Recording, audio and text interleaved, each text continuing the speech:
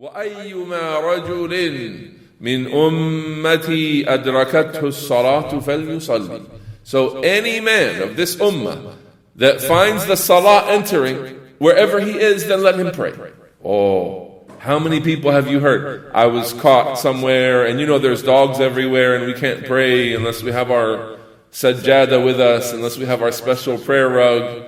And how many people have you seen thinking that you can only pray on these rugs?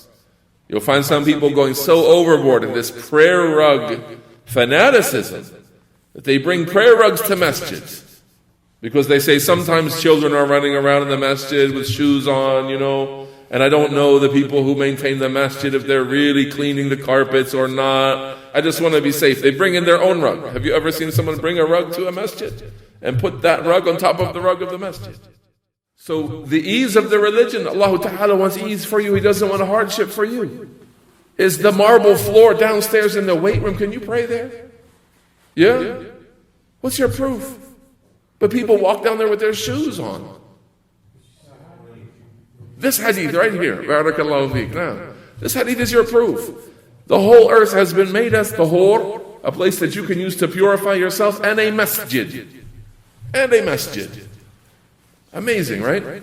That the whole earth has been made a masjid, and there are people who think the only place you can pray safely is a few square feet of, very selected masjids that are well maintained.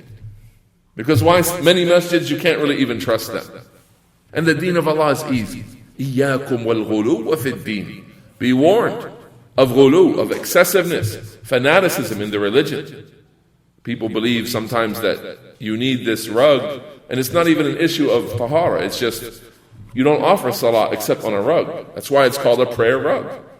If you want to pray, you have to have a prayer rug. And you find people with such a limited and rigid understanding, when the salah comes in, when they're traveling and they don't have a prayer rug, they don't even pray. Because they say, I left my city, I didn't even have my prayer rug. I wanted to be back by Dhuhr and I wasn't thinking. And now they feel they're out there, clean grass, clean open area, spacious earth, can pray anywhere. They feel restricted based on their opinionated restrictiveness that they put on their own selves. And look at how it resembles the fiqh of the Jews. Because what did the Jews do? They put more and more rules on themselves until what? They couldn't fulfill them, and then they stopped obeying. Doesn't it resemble the Jews? You find a person delaying the salah outside of its time because he doesn't believe he could have prayed anywhere until he gets home or to the masjid. He feels like at the mall, no, you can't pray at the mall. You can't pray downtown. You can't pray at the university. And it's clean lecture halls and places where there's no one there that you can go into and pray, and it's no problem at all.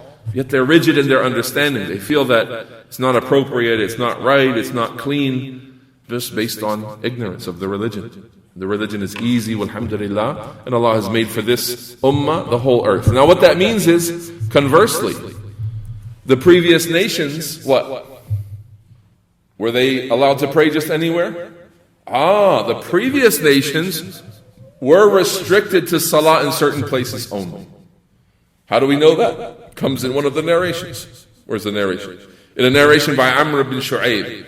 He said, وَكَانَ مَنْ قَبَلِي إِنَّمَا كَانُوا يُصَلُّونَ فِي كَنَائِسِهِمْ. The people before me, in addition to the earth has been made as a place of purification and prayer for me, the people before me used to have to pray in their churches, in their kana'is, the plural of kanisa, the plural of kanisa, church, right? They used to have to pray in their what? Their masajid or ma'abid, their places of ibadah. Not necessarily the word kanisa is required, but kana'isuhum means their ma'abid, their places of worship.